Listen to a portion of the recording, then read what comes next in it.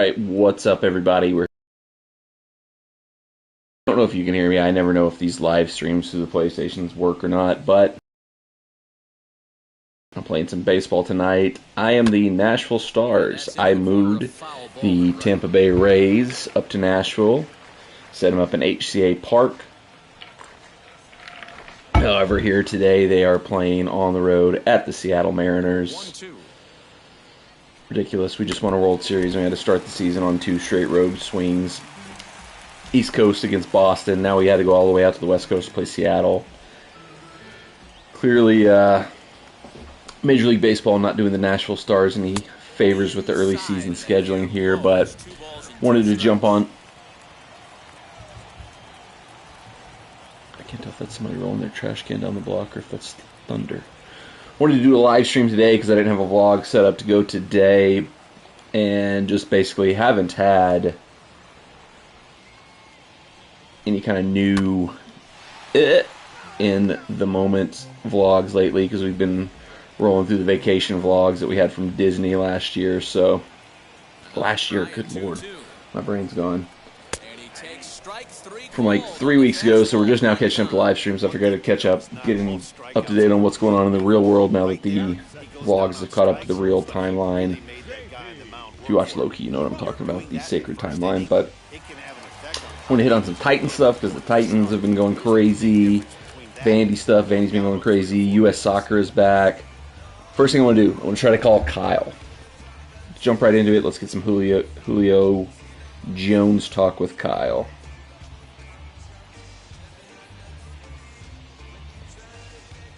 Let me see. Let me call Kyle. Our official Titans correspondent, Kyle. I didn't tell him I was doing this, so this might be a disaster. He might not even answer. Let's see what happens. I have 2 numbers for Kyle. That's weird. Y'all might not be hearing any of this because I don't know if the audio ever works on these.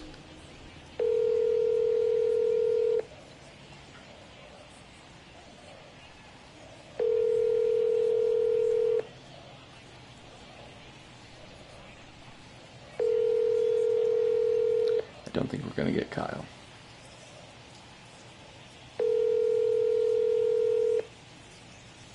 I should have given him a heads up. This is my fault. 6-1. You don't need to know what Kyle's phone number is. So, since Kyle didn't answer, I'll give him my thoughts on the Julio Jones situation. I think it's awesome. I think it's crazy how so many people in the national media have kind of been hating on it.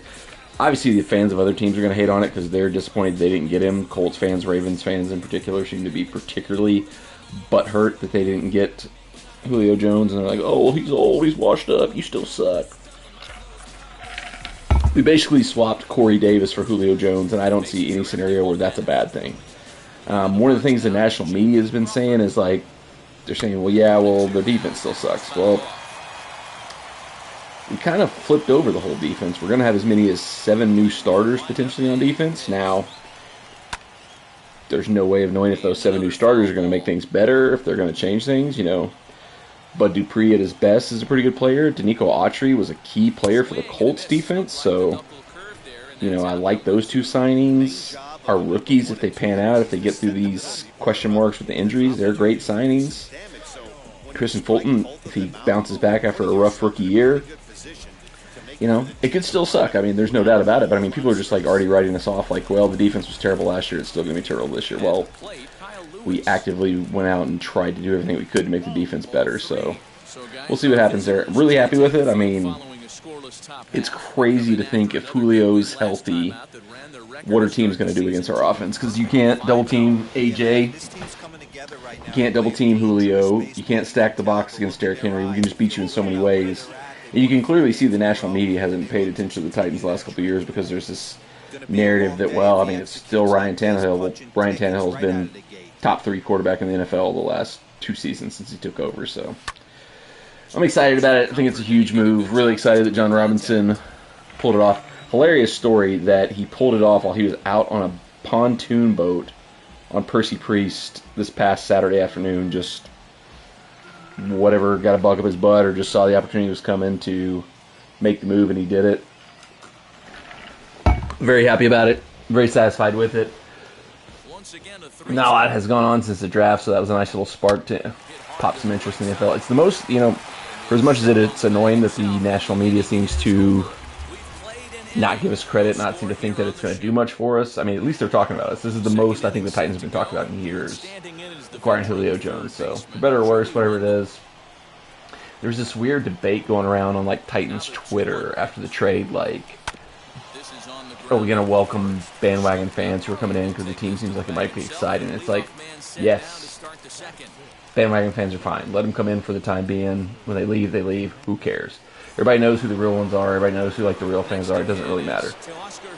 If they're coming in and taking up seats that have previously been going to opposing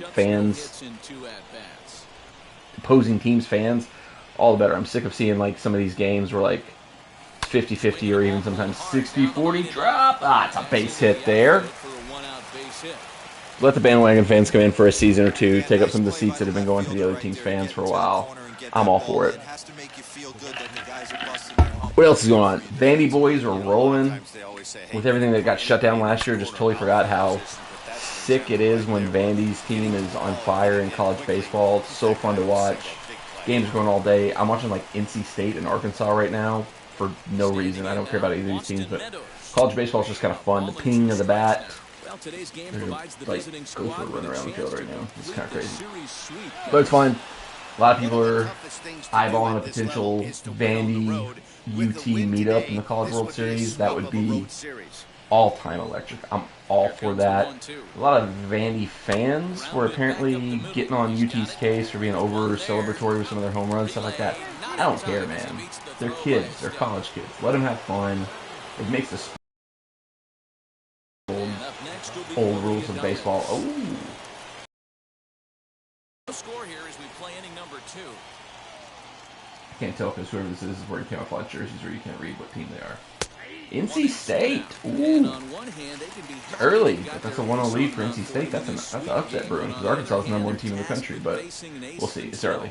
But college baseball is just fun. And you forget it all year long until the College World Series rolls around, so we'll see how this goes. But excited to see the Vandy boys play. Excited to see if they can keep rolling. I would love a UT Vandy matchup somewhere along the way in the College World Series. That would be incredible. All for it. What else is going on? International soccer is back in a big way. I mean, we haven't had a significant international soccer game since 20... It feels like since the 2018 World Cup. Was the World Cup in 2018? Am I losing my mind? Because in the last week we've had... It was a made-up tournament, the CONCACAF Nations League. Never existed before now, but somehow it sparked like one of the best games in the last like 6 years between the U.S. and Mexico. Hard fought, back and forth. Excuse me, both teams scoring, both teams fighting, both teams clearly cared about that game. That was, I think, what brought it to life for like me watching it. Was like the players cared. We played our best possible teams. The players were borderline fist fighting each other in the field. Weston McKennie once again got choked. Every time we play Mexico, somebody tries to choke Weston McKennie. It makes no sense. That was awesome. Now today we had the Euros kick off.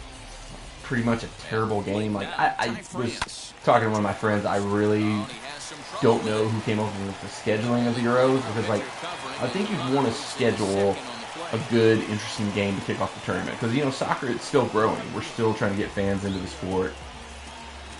France and Germany are playing on Tuesday.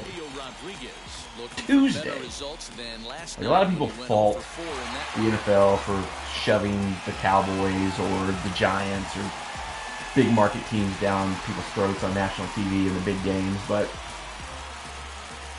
you put them there because that's where people watch the games. That's where the big markets are.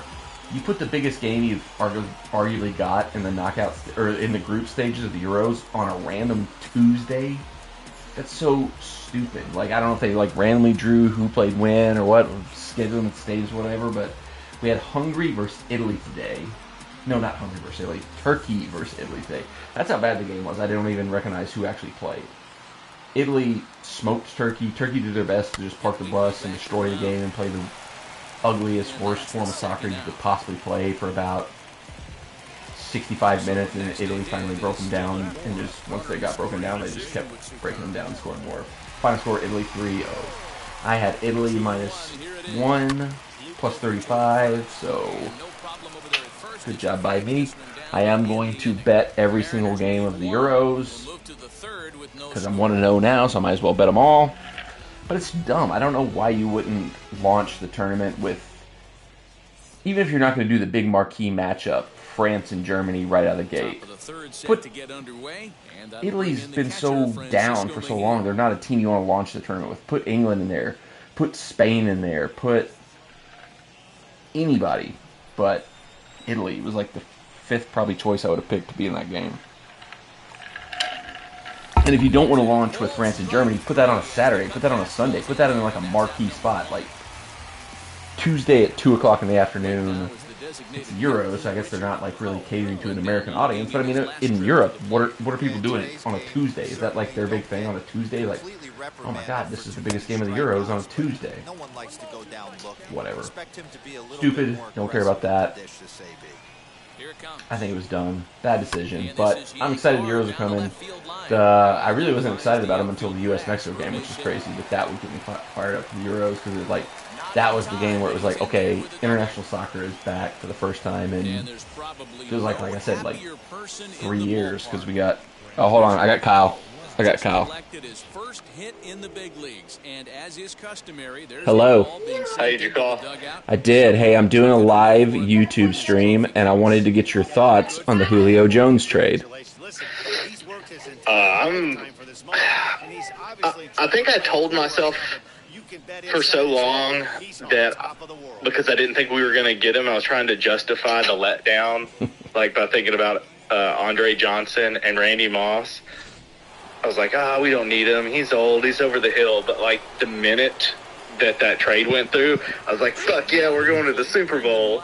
You know, like it was it was a lie. I was lying to myself. I'm hyped. Yeah, you're like preparing yourself for the letdown. You're like, he's not that good. We don't need him. You know, Keenan Smith is a very good wide receiver. He's going to have a breakout season, that kind of stuff. And then as soon as I think everybody was doing that, and as soon as we signed Julio, it's like, Super Bowl! Suck it, Kansas City!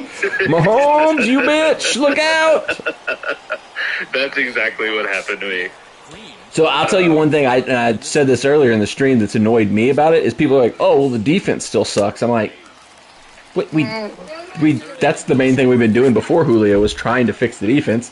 I don't know if we did it or not, but at least we've tried. We'll see what happens. Right. It wasn't like they didn't make any moves on defense. I mean, Danico Autry and Bud Dupree are pretty solid. All the draft picks. Should be.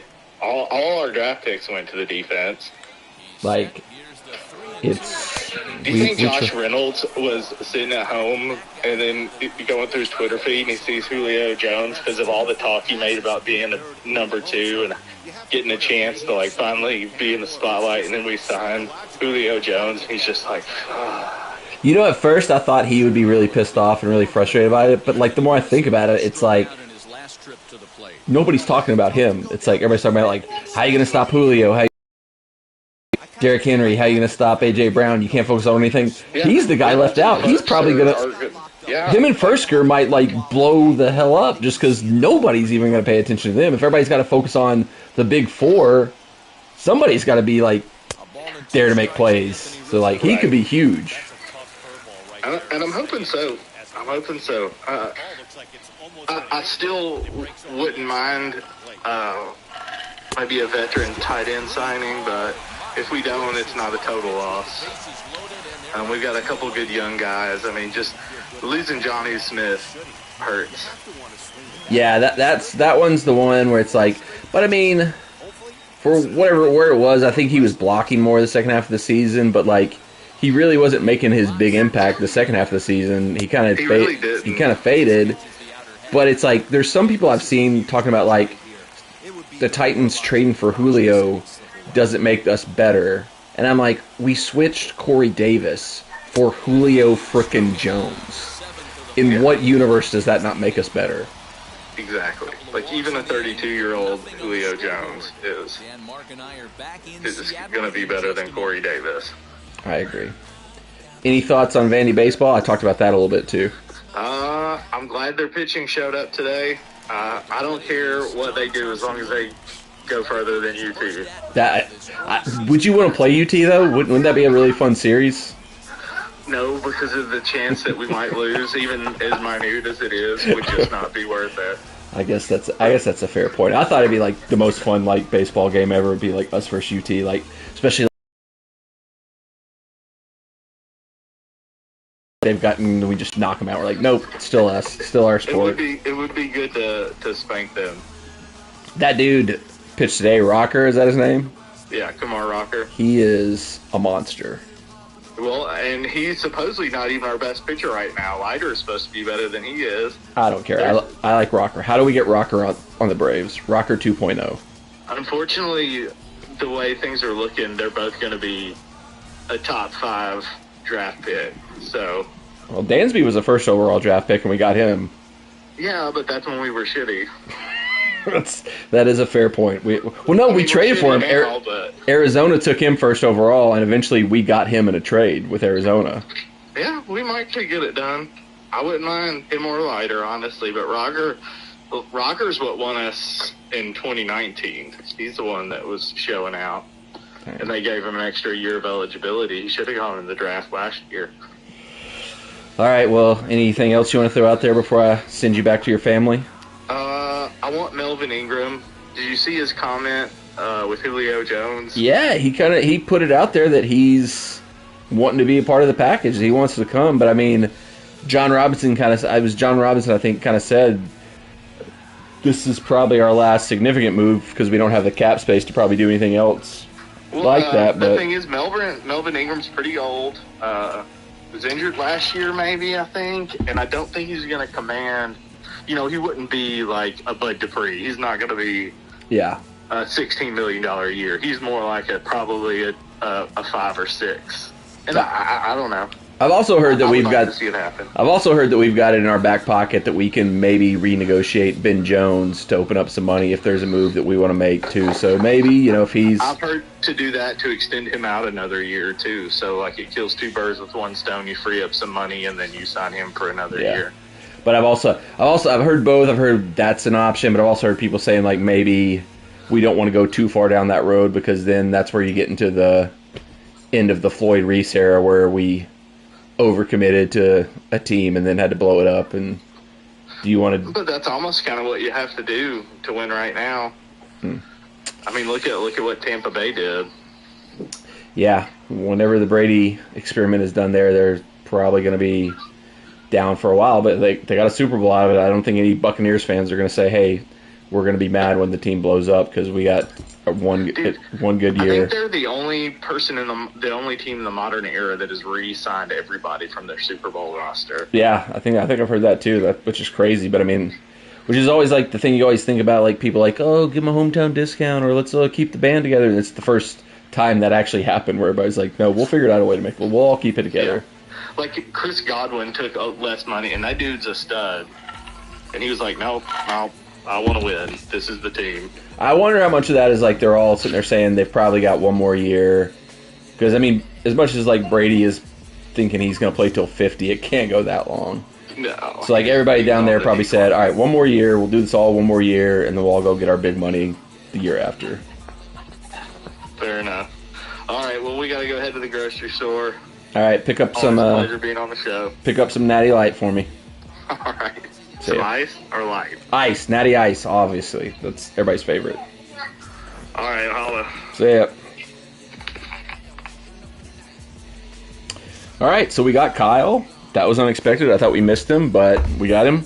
I don't think I can top his appearance there. We do have Oli here. Oli has joined me.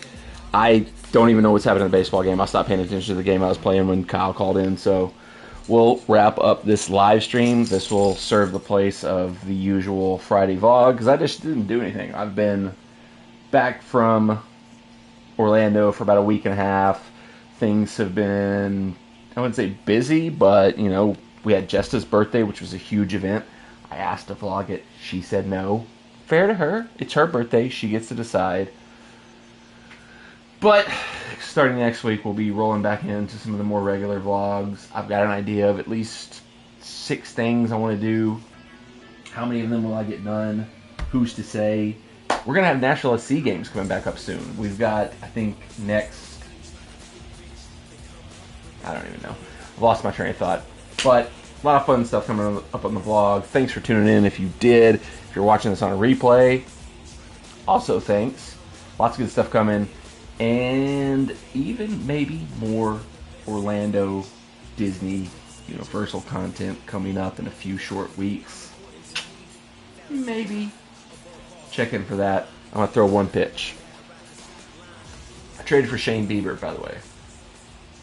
Stud pitcher for the Indians. First game of this season. This is the... He threw a perfect game against the Red Sox, so I'm a pretty good general manager.